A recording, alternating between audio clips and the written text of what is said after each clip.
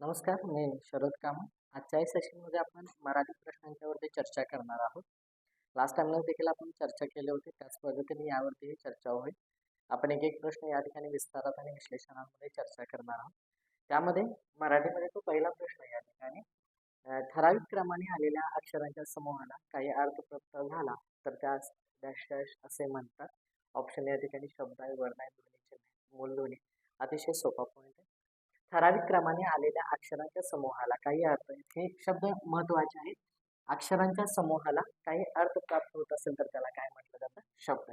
सरळ सरळ संकल्पना, एक मार्क आपल्याला सहज मिळतो. बेसिक संकल्पना माहित आहे. ठराविक क्रमाने येणारा समूह म्हणजे शब्द, ज्याला अर्थ हवा.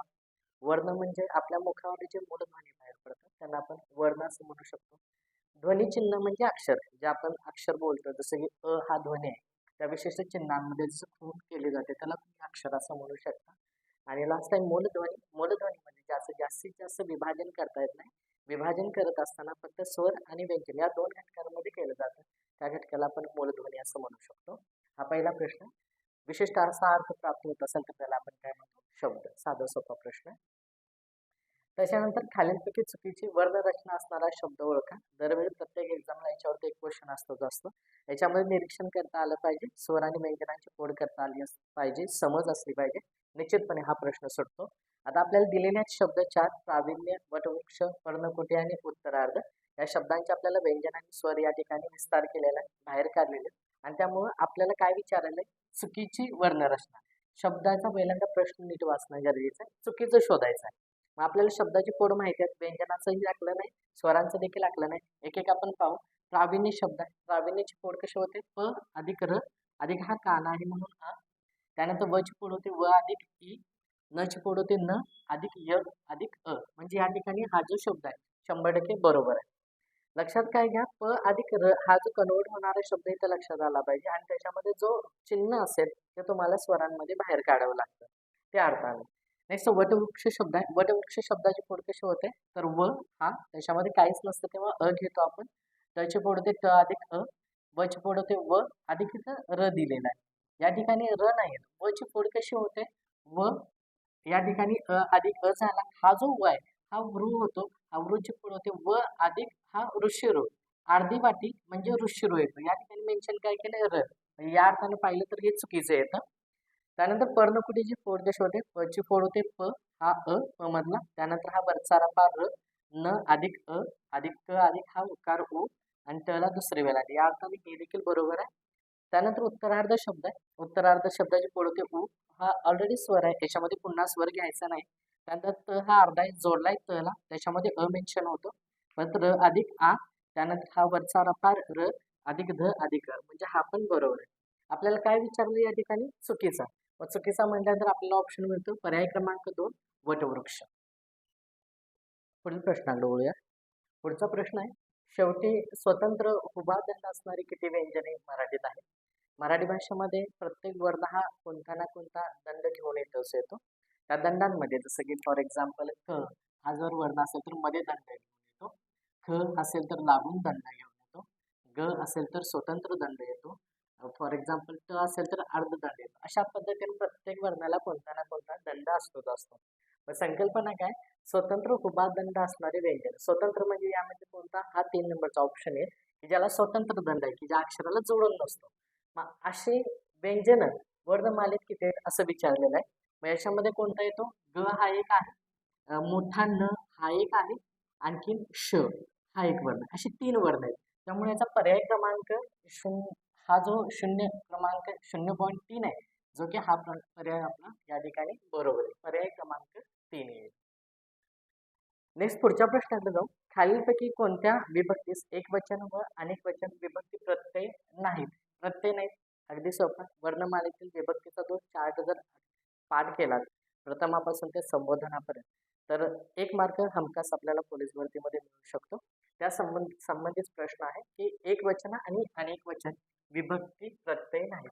त्यामध्ये पहिला जो ऑप्शन आहे प्रथमा, यामध्येच एक वचनामध्ये आणि अनेक वचनामध्ये प्रत्यय नाहीत, दोन्ही 3 आहेत, जो की हाच ऑप्शन असणार आहे. द्वितीयामध्ये जर अभ्यासलं तर एक वचनामध्ये स, ला, ते आहे, आणि आणखी अनेक वचनामध्ये स, ला, ना, ते हे आहे. तृतीयामध्ये ने, ए, शी हे एक वचन आहे. अनेक वचनामध्ये नि, ही, ई, शी हे आहे. आणि चतुर्थमध्ये माहिती आहे आपल्याला स, ला, ते.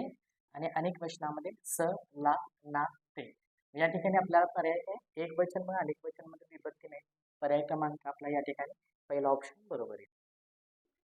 नेक्स्ट मित्रांनो, पुढील प्रश्नाकडे आपण जाऊया. प्रश्न असा आहे की उकारांत पुल्लिंगी नामाचे सामान्य वाकारांत होते या नियमास गैरलागू असणारा शब्द ओळखा. प्रश्न व्यवस्थित वाचाय. गैरलागू, गैरलागू म्हणजे जो शब्द या 4 ऑप्शन मध्ये नसणारा असा नियमाला अनुसरून. आता पुल्लिंगी, स्त्रीलिंगी, नपुंसकलिंगी हा जनरलचा भाग आहे. लिंग विचार वाचणं गरजेचं आहे. एक वचन अनेक वचन हा पण भाग कळणं गरजेचं आहे. आपण दरवेळी काय करतोय हा पॉईंट सोपा आहे स्किप करतोय. स्किप करू नका. त्या पॉईंटवरती एक तरी प्रश्न आहे परीक्षेला असतो. त्या संदर्भातच प्रश्न आहे. उकारांत पुल्लिंगी नाव. आता पुल्लिंगी जनरल आपण कसं ओळखतो मराठीतील तो, ती, ते वरून. तो असेल तर पुल्लिंगी, ती असेल तर स्त्रीलिंगी, ते असेल तर नपुंसकलिंगी. त्यानुसार जर अभ्यास केला तर तो भाऊ पुल्लिंगी नाव नाही, तो नातो हा देखील आहे, तो विंचू आणि तो पेरू तसं अभ्यासलं तर सगळी पुल्लिंगी नावं. पुढचा भाग जो आहे सामान्य रूप वाकारांत. सामान्य रूप म्हणजे त्या शब्दामध्ये होणारा बदल अपेक्षित आहे. मग तुम्ही जर इथं अभ्यास केला, आता भाऊ आहे तर आपण आपण असं म्हणू शकतो की भावाला हा शब्द म्हणू शकतो, जसं की विभक्ती प्रत्यय जोडला. हा जर ला काढला तर भाऊचा हा भाव हा काय झाला सामान्य रूप, म्हणजे या ठिकाणी भाऊचं भाव असं होऊ शकतं. नेक्स्ट आहे विंचू, तर आपण म्हणू शकतो विंचूने असं म्हणू शकतो. हा एक भाग झाला. आणखीन एक जर तुम्ही विस्तारात लिहायचं असेल तर तुम्ही म्हणू शकता विंचवा आणि चावा घेतला. जसं की हा नंदे विभक्ती प्रत्यय आल्यानंतर हा सुद्धा वाकारांमध्ये रूपांतरण होऊ शकतं. नातो आहे या ठिकाणी असं म्हणू शकतो आपण नातवाचे. हा चे प्रत्यय जोडल्यानंतर हा अर्थपूर्ण शब्द मिळतो, इथं वाव होतो. पण इथं पेरू, या पेरू या शब्दामध्ये कोणताही बदल होत नाही. आपण पेरूंचे, पेरूला, पेरूचा म्हणू शकतो, काही म्हणू शकतो. पण पेरूमध्ये वाकारांचा बदल होत नाही. मग आपल्याला इथं काय विचारलंय सामान्य रूप वाकारांत होते या नियमास गैरलागू, म्हणजे चुकीचा शब्द आपल्याला सांगायचं. मग तसं पाहिलं तर भाऊ, नातू आणि विंचू यांचं वाकारांमध्ये रूपांतर सामान्य रूपमध्ये होतं. होत नाही म्हणजे कोणतं पेरू. मग पर्यायानुसार गेला तर नियमास गैरलागू म्हणजे पर्याय क्रमांक या ठिकाणी 4 आहेत. पेरू हा या ठिकाणी गैरलागू शब्द असणार आहे. त्याचा अचूक पर्याय असणार आहे पेरू. नेक्स्ट आपण पुढच्या प्रश्नाकडे जाऊया. स्थिर, नित्य, ऐतिहासिक वर्तमान काळ हा शब्द ऐकला असेल पूर्वी. ऐतिहासिक वर्तमान काळ असणारी विधाने कोणत्या काळात वापरली जातील काळ सांगितलेला आहे. हा एक नियम आहे, साध्या काळाशी संबंधित आहे, साध्या वर्तमान काळाशी संबंधित आहे. ते ऐतिहासिक वर्तमान काळ पूर्वी घडून गेलेली घटना आज नाटकी स्वरूपात सांगत असेल तर वापरताना काळ हा वर्तमान काळ वापरला जातो. हा एक नियम आहे. हा नियम माहिती असेल तर हा प्रश्न आपल्याला सहज सुटू शकतो. ऑप्शन तुम्ही पाहिलात, भूतकाळ तर कॅन्सलच होतो. वर्तमान काळ हा ऐतिहासिक वर्तमान काळाशी संबंधित येतो, ज्याला इथं भविष्य काळ आहे, वर्तमान काळ आहे आणि अपूर्ण काळ. ऐतिहासिक वर्तमान काळ हा वर्तमान काळच दर्शवतो. ऑप्शन नुसार तुम्ही गेलात तर साधा वर्तमान काळ हा पर्याय येतो, त्यामुळे अचूक पर्याय येतो हा वर्तमान काळ. जर भूतकाळाचा अभ्यास केला तर घडून गेलेली घटना, भविष्यकाळ म्हणजे भविष्यात घडणारी क्रिया, वर्तमान म्हणजे चालू, अपूर्णचा अर्थ चालू, चालू भविष्यकाळ. भविष्यकाळाचा आणि या कंटेंटचा काही संबंध नाही, संबंध येतो वर्तमान काळाशी. वर्तमान काळामध्ये घडून गेलेली घटना नाटकी स्वरूपात सांगताना, वास्तविक बोलताना जुन्या काळातलंच बोलावं लागतं. पण आपण जर साधा वर्तमान काळ नाटकी स्वरूपात सांगताना तुम्ही ऐतिहासिक वर्तमान काळ वापरू शकता. म्हणून विधानास्तर गेला स्थिर, सत्य आणि ऐतिहासिक वर्तमान काळाची विधाने सांगण्यासाठी तुम्ही वर्तमान काळ मोस्टली साध्या वर्तमान काळ वापरू शकता. पुढील प्रश्नाकडे जाऊयात मित्रांनो. पुढचा प्रश्न आहे वारंवार फिरून दररोज चालू साल हे शब्द कोणत्या क्रियाविशेषण अव्ययातले प्रकार आहेत. अव्ययामधील प्रकार आहेत किंवा अव्ययात म्हणू शकता तुम्ही, काय अडचण नाही. क्रियाविशेषण ओळखताना आपण प्रश्न वापरतो केव्हा, कधी, कोठे, कसा, कधी. केव्हाचं उत्तर काळ असतं, कोठेचं उत्तर स्थल असतं, कसाचं उत्तर रीत असतं आणि कितीचं उत्तर परिमाण. प्रश्नाचं उत्तर बरोबर, त्या संबंधित हा प्रश्न आहे. आता त्यांनी फक्त या ठिकाणी शब्द दिले आणि आपल्याला फक्त प्रकार ओळखायचा आहे. मग हे जे वारंवार फिरून दररोज दररोज चालू हे कालदर्शक मध्ये कालवाचक मधले शब्द आहेत. कालवाचक हा मुख्य प्रकार आहे. त्याचे 3 प्रकार आहेत, कालदर्शक, सातत्य, आवृत्ती आणि गती हा स्थल मधला एक प्रकार आहे. मग साधा सोपा आहे. काल म्हणजे निश्चित क्रिया केव्हा घडली याचा वेळ दर्शवतो. या कालमध्ये खूप सारे शब्द आहेत, आज, उद्या, परवा असे तुम्ही मेन्शन करू शकता. सातत्य म्हणजे काय, एखादी क्रिया करत असताना त्याच्यामध्ये कोणताही खंड पडत नसेल, ती नित्य नियमाने क्रिया चालू असेल तर त्याला आपण सातत्यदर्शक म्हणू शकतो, की ज्याच्यामध्ये शब्द सदा, सर्वदा, सतत, नेहमी, अद्यापि, आजकाल असे खूप सारे शब्द येतात. आवृत्ती म्हणजे काय? एखादी क्रिया घडत असताना त्याच्यामध्ये विशेष खंड पडून ती क्रिया जर पुन्हा घडणारी असेल तर त्याला तुम्ही आवृत्ती असं म्हणू शकता. ज्याच्यामध्ये शब्द येतात जे आपण इथं ऑप्शनमध्ये जे आहेत वारंवार, फिरून, दररोज, चालून, साल हे सगळे शब्द त्याच्यामध्ये येतात आवृत्ती. खंड पडणं याचाही अर्थ समजला पाहिजे. दररोज शब्द आहे. दररोज म्हणजे फॉर एक्झाम्पल की आज जर आपण व्यायाम केला तर आपण दुसऱ्या दिवशी व्यायाम करतो. याच्यामध्ये जो विशिष्ट खंड पडतो, हा खंड पडण्याची क्रिया कोणाशी संबंधित येते? आवृत्तीशी, की ज्याचं उत्तर हेच असणार आहे. आवृत्तीदर्शक. आणखी एक गतिदर्शक म्हणजे काय? स्थलवाचक मधला शब्द आहे. स्थलवाचक मध्ये दोन आहेत प्रकारदर्शक आणि या ठिकाणी गतिदर्शक मध्ये कन्वर्ट करू शकता किंवा त्याला तुम्ही स्थिती म्हणू शकता. स्थितीमध्ये शब्द कसे येतात की समोर, मागे, पुढे, वर, खाली आणि त्याच शब्दांना तुम्ही ऊन प्रत्यय लावला तर गतिदर्शक होतात, जसं की समोरून, वरून, खालून. हा जो स्थितीमधला प्रकार आहे, स्थितीचा संबंध गतीशी येतो. हा स्थलवाचकी संबंध. बाकीचे तीन आणि या शब्दांचा विचार करत असाल तर वारंवार, फिरून, दररोज हे शब्द कोणाशी संबंध येतात? आवृत्तीवाचक. त्यानुसार क्रियाविशेषणाचे जे प्रकार येतील तो पर्याय क्रमांक 3 बरोबर असेल, आवृत्तीदर्शक. नेक्स्ट मित्रांनो, पुढच्या प्रश्नाकडे जाऊया. पुढीलपैकी कोणता शब्द अरबी भाषेतून येतोय? शब्दसिद्धीतला महत्वाचा पॉईंट आहे, शब्द मराठीमध्ये येणारा शब्द कोणत्या भाषेतून येतो, तो तयार कसा होतो, तो कसा सिद्ध होतो. शब्दसिद्धी म्हणतो 1 ते 2 प्रश्न निश्चितपणे पोलीस भरतीला यावरती विचारलं जातं. एकदम सोपा टॉपिक आहे, हातचे मार्क्स आहेत, मिळू शकतात, फक्त रीड करता आलं पाहिजे, तुलना करता आली पाहिजे. मग या ठिकाणी 4 शब्द आहेत, आपल्याला विचारलं अरबी भाषेत. या ठिकाणी वप्प शब्द आहे, पेशवा, पिस्तूल आणि रेल्वे शब्द आहे. याच्यामध्ये जर पहिला ऑप्शन तुम्ही अभ्यासला, वप्प हाच शब्द अरबी भाषेतला आहे, पेशवा हा फारसी भाषेतला शब्द आहे, पिस्तूल हा फ्रेंच भाषेतील शब्द आहे आणि रेल्वे हा इंग्रजी तुमची आवडती भाषा त्यातला आहे. म्हणजे अशा पद्धतीचा आपल्याला विचारला अरबी, त्यानुसार पर्याय क्रमांक बरोबर आहे वप्प. या अर्थानं तुम्ही उत्तरही शोधू शकता. पुढील प्रश्नाकडे जाऊयात मित्रांनो. पुढील प्रश्न आहे समासाशी संबंधित आहे. अव्ययभाव समासात डॅश डॅश असते. आता समास माहिती आहे, 2 किंवा 2 पेक्षा अधिक शब्दांच्या एकत्रीकरणाला समास म्हणतात. 4 प्रकार आहेत त्याचे. अव्ययभाव समास आहे, तत्पुरुष, द्वंद्व आणि बहुव्रीही समास. त्या पद्धतीने प्रत्येक सामासिक शब्दामध्ये कमीत कमी 2 पद असतात. त्यावरून या ठिकाणी पहिला जो ऑप्शन आहे, या ठिकाणी आपल्याला विचारलाय अव्यय. अव्ययभाव समासामध्ये काय असतं? 4 ऑप्शन वरून जर अभ्यास केला तुम्ही, अव्ययभाव समासामध्ये जो आहे तो पहिलाच भाग येतो की त्याचं बरोबर उत्तर येतं की पहिले पद प्रधान, दुसरे पद त्याच्यामध्ये गौण असतं. दुसरा ऑप्शन ज्याच्यामध्ये आहे पहिले पद गौण आणि दुसरे पद मुख्य. मुख्य आणि प्रधानचा अर्थ हा सारखाच होतो. याच्यामध्ये दुसरं पद महत्वाचं असतं, त्यांना तुम्ही तत्पुरुष म्हणू शकता. तिसरा आहे दोन्ही पद मुख्य आहेत, ज्याला तुम्ही द्वंद्व समास म्हणू शकता. आणि ज्यामध्ये दोन्ही पद महत्वाचे म्हणजे गौण असून महत्वाचे नसून तिसऱ्या पदाचा बोध होतो, त्याला आपण काय म्हणतो? बहुव्रीही समास. असे 4 प्रकार पदांवरून पडतात. आपल्याला काय विचारलं? अव्ययभाव समास. या ठिकाणी अचूक पर्याय, या ठिकाणी पर्याय नंबर 1च येईल की पहिले पद प्रधान, दुसरे पद गौण. अव्ययभावाची संकल्पना आपल्याला माहिती आहे. सामासिक शब्दात सुरुवात हा, यथा, प्रति, बे, गैर, हर अशा उपसर्गाने होत असून विग्रह क्रियाविशेषण अव्ययाचं काम करणारा शब्द असेल तर त्याला आपण काय म्हणतो? अव्ययभाव समास, ज्याच्यामध्ये पहिलं पद महत्वाचं आणि दुसरं पद काय असतं? गौण असतं. नेक्स्ट पुढील प्रश्नाकडे जाऊया. साहचर्यवाचक शब्दयोगी अव्ययाचा गट सांगायचे. शब्दयोगी अव्यय नाम किंवा नामार्थक शब्दाला एखादं पद जोडून येतं, जे जोडून येणारं पद वाक्यातील इतर घटकाचे संबंध सांगतं. त्या संबंध सांगणाऱ्या जोडणाऱ्या घटकाला आपण काय म्हणतो? शब्दयोगी अव्यय. शब्दयोगी अव्ययाचे खूप सारे प्रकार आहेत. जोडून आलेले शब्द निश्चितपणे शब्दयोगी अव्ययच असतो. त्याचे 14-15 प्रकार आहेत, माहिती असणं गरजेचं आहे. त्याच्यामध्ये शब्द कोणते येतात हे देखील माहिती असणं गरजेचं आहे. यामध्ये जर ऑप्शन तुम्ही पाहिला, साहचर्यवाचक आपल्याला विचारलाय, इथं सुद्धा देखील पण हे काय करतात? संग्रह सांगतात, एकमेकांमध्ये ऍडिशनल करतात, त्याला तुम्ही संग्रहवाचक म्हणू शकता. योग्य, सारखा, योग्य येतं म्हणजे काय असणार आहे? 100% योग्यतावाचक असणार आहे. बरोबर, सह, संगे म्हणजे संगे म्हणजे सोबत, सोबत म्हणजे आला साहचर्यवाचक. आणखीन बद्दल, ऐवजी, जागी, एका गोष्टीविषयी, एका वस्तूविषयी दुसरी गोष्ट घेणे किंवा गोष्ट घेणे, त्याला तुम्ही विनिमय असं म्हणू शकता. हा जो भाग आहे तो विनिमयचा येतो. आपल्याला काय विचारलं या ठिकाणी? साहचर्यवाचक. पर्याय जर तुम्ही अभ्यासला तर पर्याय क्रमांक या ठिकाणी 3 नंबर बरोबर. नेक्स्ट मित्रांनो, पुढील प्रश्नाकडे जाऊया. प्रश्न आहे वृत्तांशी संबंधित आहे की कोण मला वठणीला आणू शकतो ते मी पाहे.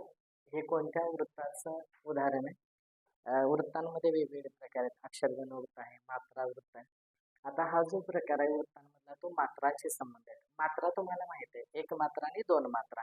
1 मात्रा म्हणजे मात्रांशी संबंधित आहे. एक मात्रा म्हणजे ऱ्हस्व, ज्याला तुम्ही कमी कालावधी कालखंड म्हणू शकता. कमी कालखंडाला तुम्ही लघु म्हणू शकता. आणि दोन मात्रा म्हणजे जास्त कालावधी, त्याला दीर्घ म्हणू शकता, की त्याला तुम्ही गुरु म्हणू शकता. आता हा भाग समजण्यासाठी पूर्ण ऐकावं लागेल, तेव्हा ह्या गोष्टी समजतील. आता इतक्या डिटेल्समध्ये सांगत नाही, पण एवढं समजावं. एक मात्रा म्हणजे लघु, दोन मात्रा म्हणजे गुरु. आता जिथं मात्रांचं बंधन असतं त्याला मात्रा वृत्तांशी हा संबंध येतो. आता मात्रा वृत्त लघु आणि गुरु अक्षरगण वृत्तांमध्ये एक भाग वेगळा असतो, जिथं लघु गुरूंच्या मात्रासोबत येणारे ऱ्हस्व दीर्घांची मात्रा देखील सारखी लागते, सोबत संख्येची मात्रा. आता वृत्तांमध्ये मागं पुढे झालं तर चालतं, पण वृत्तांमधील येणारी या वृत्तांमध्ये येणारी संख्या ही सारखी असणं गरजेचं आहे. 4 ओळींचं एक कडवं असतं, त्या 4 ओळीतून येणाऱ्या कडव्यातील मात्रांची संख्या ही सारखी असणं याच्यामध्ये गरजेचं आहे. आता याच्यामध्ये जर तुम्ही अभ्यास तर याच्यामध्ये मात्रा जर तुम्हाला मी डायरेक्ट उत्तर सांगतोय, मात्रा जर कन्वर्ट करायची असेल तर हा फटका म्हणजे की ज्याच्यामध्ये 30 मात्रा म्हणजे सगळ्या मात्रांची बेरीज येणारे 30 असते. नववधूमध्ये 16 मात्रा येणं गरजेचं आहे. साकीमध्ये 28 मात्रा येणं गरजेचं आहे आणि बालानंदमध्ये 14 मात्रांची आवश्यकता असते. आता मात्रा कन्वर्ट कशा होतात मी शॉर्ट एकदम सांगतोय. 1 आणि 2 ऱ्हस्व आणि दीर्घ. जिथं कमी उच्चार लागतो त्याला ऱ्हस्व, ज्याला 1 मात्रा. जिथं जास्त उच्चार लागतो त्याला दीर्घ म्हणजे 2 मात्रा. मग इथं तुम्ही कन्वर्ट करत असाल तर क मध्ये ओ येतो म्हणजे 2 मात्रा. इथं न मध्ये 1 मात्रा, पुन्हा 1 मात्रा, इथं 2, 1, 1, 2, पुन्हा 2, इथं 2, हा दुसरा अवकार असल्या कारणाने 2, इथं मेन्शन होतो 1, हा 1, इथे 2, त मध्ये 1 मात्रा येतो म्हणजे 2 मात्रा, म मध्ये वेलांटी दुसरी 2 मात्रा, इथं 2, आणखीन हा हे मध्ये 2 मात्रा. का या ठिकाणी मात्रा असल्यामुळे. तर तुम्ही याची बेरीज जेव्हा करता त्यावेळी काउंट बरोबर येणं गरजेचं आहे. 2, 3, 4, 5, 6, 7, 8, 9, 10, 11, 12, 13, 14, 15, 16, 17, 18, 19, 20, 21, 22, 23, 24, 25, 26, 27 आणि 28. ज्याच्या मात्रा 28 येतात ते वृत्त कोणतं सांगितलं जातं? साकी. या पर्यायानुसार मी शॉर्ट सांगितलंय, याच्यामध्ये डिटेल्स अगदी व्यवस्थित सांगितलं तर तुमचा हा प्रश्न अचूक येऊ शकतो. त्यानंतर आपण पुढच्या प्रश्नाकडे जाऊया. त्याचे वडील सरकारचा पाहुणचार घेत आहेत. अलंकार हमखास 1 मार्क. 22-23 प्रश्न, 22-23 अलंकार आहेत आणि त्या अलंकारांवरती एकतरी प्रश्न तुम्हाला 100% यामध्ये येणार आहे. मग या ठिकाणी जो अलंकार विचारलेला आहे त्याच्या वडील सरकारचा पाहुणचार घेत आहेत. ऑप्शन आहेत जसं की इथं व्याजोक्ती अलंकार आहे. व्याजोक्ती अलंकार कन्वर्ट कधी होतो? की एखादं खरं कारण सांगून खोटं कारण सांगण्याचा जिथं प्रयत्न केला जातो तिथं व्याजोक्ती होतो. त्यानंतर व्याजस्तुती म्हणजे काय? बाहेरून स्तुती आणि आतून निंदा हा एक प्रकार राहतो. चेतन गुणोक्ती म्हणजे निसर्गातील निर्जीव गोष्टींना मानवी स्वभावांचं वर्णन देणे आणि पर्यायुक्त म्हणजे एखाद्या गोष्टीला सरळ बोललं की राग येतो त्यासाठी पर्याय देऊन बोललं जातं, त्याला तुम्ही पर्यायुक्त असं म्हणू शकता. व्याजोक्ती म्हणजे जसं की तुम्ही म्हणू शकता की खरं कारण सांगून खोटं कारण सांगण्याचा जिथं प्रयत्न केला जातो त्याला तुम्ही व्याजोक्ती म्हणू शकता. जसं की फॉर एक्झाम्पल याच्यामध्ये काय ग बक्षी अशी मागे वळून विचारिता म्हणे माझी पिशवी राहिली कशी, अशी उदाहरणे ही व्याजोक्तीमध्ये येतात. व्याजस्तुती बाहेरून निंदा, पण आतून स्तुती किंवा बाहेरून निंदा असं जिथं वर्णन असतं तिथं व्याजस्तुती. जे तुम्ही ऐकलं असेल होती वदन चंद्राचीच आसती, हे जे उदाहरण येतं ते व्याजस्तुती. चेतन गुणोक्ती म्हणजे चाफा बोलेना चाफा चालेना, साधू सत्व उदाहरण. आणि जो ऑप्शन इथं जो दिलेला आहे तुम्हाला पर्याय क्रमांक 4 जो याशी संबंधित आहे. आता याचा अर्थ काय होतो? त्याच्या वडील सरकारचा पाहुणचार घेत आहेत म्हणजे तुरुंगात आहेत. मग एखादी व्यक्ती तर काय विचारले, वडील जर तुरुंगात असला, आपण सहज म्हणतो की तुझे वडील तुरुंगात आहेत, राग येतो. मग हा राग येऊ नये, मनाचे मनसुबे पण व्हावे म्हणून फिरवून बोललं जातं की त्याच्या वडील सरकारचा पाहुणचार घेत आहेत म्हणजे तुरुंगातच आहे. दोन्हीचा अर्थ सेम, पण सरळ न बोलता पर्याय देऊन बोललं जातं. त्यामुळे ह्या ज्या प्रश्नाचं उत्तर अचूक मिळेल आपल्याला पर्याय. पुढील प्रश्नाकडे जाऊया. पुढील प्रश्न आहे समानार्थी शब्दांचा योग्य गोट आपल्याला सांगायचा आहे. समानार्थी शब्द असावी कमांड, वाचन जितका असेल तितका प्रश्न हा अचूक येईल. पहिला शब्द आहे रात्र. रात्रला शब्द निशा, रजनी म्हणजे रात्र.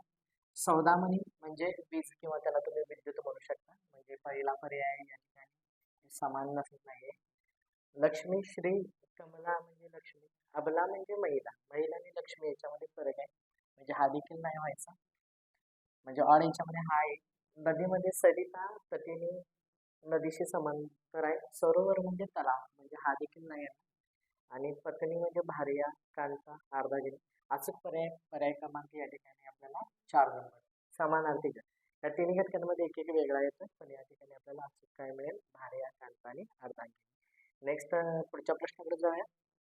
खालीलपैकी पूर्वरूप संधीचं उदाहरण सांगायचं.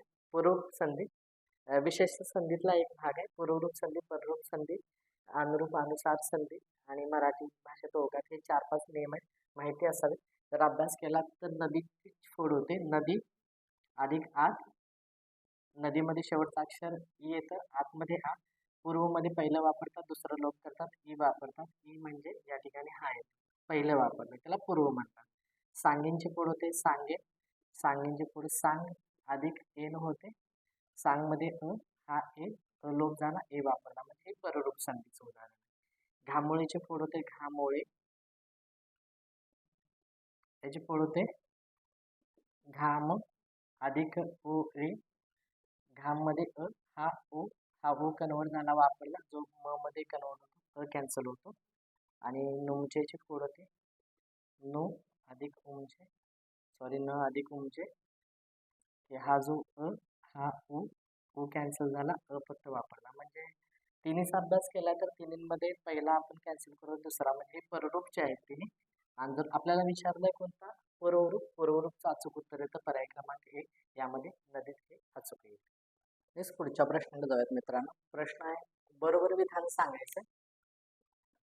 प्रश्न पहिल्यांदा नीट वाचा, लगेच उत्तर सापडते. ऑप्शन चेक केलं तर तुम्हाला इथे संकल्पना कुणाची सांगायची, केवळ वाक्याची सांगायची. केवळ वाक्याची सरळ सरळ संकल्पना आहे की ज्याचं स्ट्रक्चर लागू होतं, ज्याच्यामध्ये एकच उद्देश आणि एकच विधेय असतं, त्याला तुम्ही केवळ वाक्य असं म्हणता. तर त्या रचनेनुसार तुम्ही जर विचार केला तर अर्थानुसार होणारा वाक्याचा प्रकार, अर्थानुसार वाक्याचा प्रकार नाही, वाक्याचे प्रकार पडतात. आशयानुसार होणारा वाक्याचा माहितीनुसार केवळ वाक्याशी काही संबंध येत नाही. भावार्थ म्हणजे भावार्थ हे क्रियापदाकडे कन्वर्ट होतं, याचा आणि केवळ वाक्याचा काहीच संबंध येत नाही. आता इथं रचना मगाशी पण म्हणताना मी रचना हा शब्द वापरतो की ज्याच्यामध्ये एकच उद्देश, ज्याच्यामध्ये एक विधेय असतं, ज्या वाक्याच्या सुरुवातीला उद्देश म्हणजे करता असणं गरजेचं आणि विधेय असतं, ज्याला तुम्ही काय म्हणू शकता, केवळ वाक्य. संकल्पनेवरती प्रश्न आहे. इतर वेळी प्रश्न विचारताना कोणतं केवळ वाक्याने वाक्य दिले जातं, तिथं वाक्य दिलेलं आहे, तिथं ऑलरेडी संकल्पना. म्हणजे दोन्ही अंगाने प्रश्न असावा, दोन्ही अंगाने उत्तराचं अनालिसिस असावं, तेव्हा तुम्हाला त्या प्रश्नाची उत्तर अचूक होते. त्यामुळे प्रश्न विधानासोबत अर्थानुसार सुद्धा माहिती असणं गरजेचं आहे. या केवळ वाक्य जर सपोज नसेल तर त्याला आणखी एक शब्द दिला जातो, त्याला तुम्ही शुद्ध वाक्य देखील म्हणू शकता. अशा अर्थाने तुम्हाला केवळ वाक्य विचारलं, अचूक पर्याय पर्याय क्रमांक 4. नेक्स्ट पुढील प्रश्नाकडे जाऊया. खालीलपैकी कोणता सिद्ध शब्दांचा प्रकार नाही? सिद्ध आणि साधित दोन भाग आहेत. सिद्ध आणखीन साधित. सिद्ध आणि साधित शब्द यावेळी कनेक्टेड थोडंसं हे दोन्ही पॉईंट आहे, ज्याच्यामध्ये तत्सम तद्भव देशी शब्द आहेत, परभाषे देखील शब्द आहेत. मग सिद्ध म्हणजे ज्याच्यामध्ये कोणतेही भाग नाही, ज्याच्यामध्ये दोन पद येत आहेत, जसा आहे तसा सिद्ध होतो, त्याला सिद्ध शब्द.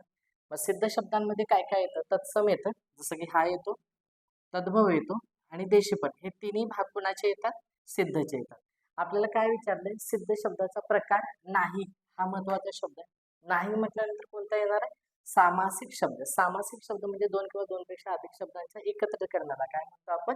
सामासिक शब्द. त्यामुळं अचूक पर्याय संकल्पनेनुसार गेला, सिद्धचे 3 भाग आहेत, तत्सम, तद्भव, देशी. आणि नाही म्हणजे कोणता? पर्याय क्रमांक आपला 1 येईल, सामासिक शब्द. पुढील प्रश्नाकडे जाऊयात. पुढील प्रश्न आहे खालीलपैकी कोणत्या पद्य रचनेचा मुख्य प्रकार नाही? या क्वेश्चन पेपरमध्ये नाही वरती बराच जर आहे, पण प्रश्न व्यवस्थित वाचणं गरजेचं आहे. पद्य आणि गद्य दोन भाग असतात. गद्यमध्ये जे विचार मांडतात ते विचार मांडत असताना सरळ ओळीमध्ये लिहिलं जातं, आणि दुसरा एक भाग आहे पद्य. विचार मांडत असताना ज्या ओळी लिहिल्या जातात त्या विशिष्ट चालीवर किंवा सुरावर म्हणता येईल, त्याला आपण काय म्हणतो? पद्य. मग पद्याचा संबंध हा कोणत्या घटकाशी येतो? पद्य म्हणजे ज्यामध्ये 4 ओळींचं एक कडवं असतं आणि 4 ओळीमध्ये अक्षरांच्या मात्रा, त्यानंतर रस व दीर्घ, हे सर्व घटक आपल्याला कशामध्ये येतात? या पद्याशी संबंधित असतात. आता पद्य ही संकल्पना घटकाशी संबंधित असताना इथं ऑप्शन काही लयबद्धता, मात्रा उत्तम, मुक्त छंद आणि अक्षरगौत नाही विचारलाय. आता इथं मात्रा उत्तम मागे थोडीशी आपण चर्चा केली होती काय, की मात्रा वृत्तांमध्ये अक्षरांच्या मात्रा हे सारख्या असल्या पाहिजे, सारख्या असल्या पाहिजेत म्हणजे हा पद्याशी संबंध आहे. 100% बरोबर आहे. अक्षरगंध वृत्ताचा जर तुम्ही विचार करत असाल, अक्षर प्रत्येक ओळीतील अक्षर सारखी, प्रत्येक ओळीमध्ये 4 गण, 3 अक्षरांचं मिळून 1 गण, आणि जिथं वृत्तांचा आणि ह्रस्व आणि दीर्घांच्या मात्रा ह्या सेम सारख्याच असतात, त्याला अक्षरगण वृत्त आहे. याचाही संबंध पद्यांशी आहे. या ठिकाणी मुक्त छंद आहे. मुक्त छंदामध्ये काय होतं, प्रत्येक ओळीतील अक्षर किती पण असतात, पण त्यामध्ये येणारे रस व दीर्घांचे ह्या असतात, मात्रा सारख्या असतात, तेव्हा तो मुक्त छंद होतो. म्हणजे हा देखील या पद्याचा भाग आहे. विचारलंय काय? नाही. नाही म्हणजे कोणता येतो? लयबद्धता. लयबद्धता म्हणजे स्वरावर किंवा चालीवर म्हणता येईल. याचा पद्याशी काही संबंध येत नाही. संबंध येतो तो मात्रा, अक्षर गुणता आणि मुक्त छंदाचा. आपल्याला नाही विचारलं त्यानुसार पर्याय कोणता बरोबर येईल? लयबद्धता. नेक्स्ट पुढील प्रश्नाकडे जाऊयात मित्रांनो. पुढील प्रश्न आहे, एखाद्या शब्दावर जोर द्यावायचा असल्यास तसेच मुख्य गोष्ट सूचित करायची आहे. एक तर जोर द्यायचा आहे, दुसरी गोष्ट मुख्य गोष्ट तुम्हाला सूचित करायची आहे. तर त्यासाठी कोणत्या विरामचिन्हाचा वापर करा? विरामचिन्ह माहिती आहे तुम्हाला. इथं एकेरी अवतरण चिन्ह आहे, म्हणजे ते तुम्ही अशा पद्धतीने देऊ शकता. इथं दुहेरी आहे, म्हणजे दोन्ही वापरू शकता. दुहेरी चिन्ह. इथं पूर्ण विराम आहे. पूर्ण विरामाशी संबंधित आहे. थोडक्यात हा चिन्ह वापरत असताना स्वल्पविरामाचा सारखाच वापरला जातो. आणि अपसारण चिन्ह आहे, की जो तुम्ही अशा आडव्या रेषेनं देऊ शकता. म्हणजे हे चिन्ह तुमचे कन्वर्ट केले जातं. आता विचारलंय काय, इथं जोड देत असताना म्हणजे एखादा शब्द तुम्हाला अधोरेखित करायचा, मोस्ट इम्पॉर्टंट घ्यायचा आहे. जसं की फॉर एक्झाम्पल हा शब्द आहे, मेन्शन करायचं असेल तर तुम्ही त्याला सिंगल इन्व्हर्टेडमध्ये लिहू शकता, फोकस करू शकता, मुख्य गोष्ट सुचवू शकता. त्यानुसार जर तुम्ही ऑप्शन गेला, जोर पण द्यायचा आहे आणि मुख्य गोष्ट सूचित करायची आहे. ऑप्शन पर्याय क्रमांक 1. चला मित्रांनो, पुढील प्रश्नाकडे जाऊया. प्रश्न असा आहे, खालीलपैकी योग्य विधान किंवा विधानं ओळखायचे. 2 विधानं दिलेले, त्यातील आपल्याला बरोबर सांगायचं, योग्य सांगायचं आहे. नामाचा पुनरुच्चार किंवा पुनर्वापर टाळण्यासाठी सर्व प्रकारच्या नामांच्या जागी येणारे विकारी शब्दांना आपण काय म्हणतो? सर्वनाम. 100% बरोबर आहे. नामाचा पुनर्वापर किंवा पुनरुच्चार टाळण्यासाठी, विकार म्हणजे ज्याच्यामध्ये बदल होतो त्याला आपण काय म्हणतो? निश्चितपणे सर्वनामच म्हणतो. विधान हे बरोबर आहे. संकल्पना साधी सोपी, संकल्पनेवरतीच प्रश्न आहे. संकल्पना अचूक असेल तर तुम्हाला त्याचा अंदाज नक्कीच येईल. पुढचा विधान आहे, की दुसरं विधान आहे, मराठीमध्ये एकूण 9 सर्वनामे आहेत. आता याच्यामध्ये एकूण 9 सर्वनामे आपण सहज शब्द वाचून जातो. हा जो प्रश्न आहे, हा प्रश्न गट क 2022 ला विचारलेला प्रश्न आहे. आणि सहज आपण प्रश्न वापरतो की एकूण 9 सर्वनाम आहे, त्यानुसार आपण अ आणि ब दोन्ही बरोबर येतो, असं जवळपास या ऑप्शनकडे जातो. पण लक्षात घ्या, इथं मराठीमध्ये एकूण अचूक शब्द काय पाहिजे? मूळ 9 सर्वनाम. मूळ सर्वनाम जर असं असतं तर विधानामध्ये हे 9 बरोबर आलं असतं, पण या ठिकाणी मूळ शब्द नसल्यामुळे तशी सर्वनाम मग खूप आहेत. मी, आम्ही, तू, तुम्ही, तसं तुम्ही कन्वर्ट भरपूर करू शकता. पण आपल्याला इथं मूळ शब्द नसल्यामुळं हे जे विधान आहे दुसरं, हे विधान दुसरं अचूक म्हणजे चुकीचं सांगावं लागेल. मग त्यानुसार जर बघितलं, अविधान हे बरोबर आहे, दुसरं विधान चूक आहे. ऑप्शनकडे तुम्ही जा, तर या ठिकाणी फक्त अ बरोबर, फक्त ब बरोबर, अ आणि ब दोन्ही बरोबर, अ व ब दोन्ही बरोबर. आपल्याला फक्त विधान पहिलंच बरोबर पाहिजे आहे, त्यानुसार पर्याय क्रमांक या ठिकाणी बरोबर हा पहिला आहे. नेक्स्ट आहे, परवा आमच्या मामानी मुंबईतून एक सुंदर घड्याळ व छोटी बॅग अगदी स्वस्तात आणली. वाक्याचा प्रकार सांगायचा. मोस्टली मुलं काय करतात? व बघतात, समुच्चयबद्ध उभयान्वयी अव्यय येतं, संयुक्त वाक्याकडे जातात. पण इथं ह्या उभयान्वयी अव्यय हा व आणखीन अनिला एक नियम लावय, की जर 2 क्रियापद जोडत असेल तर ते संयुक्त वाक्य. पण इथं काय जोडतो? घड्याळ आणि छोटी बॅग.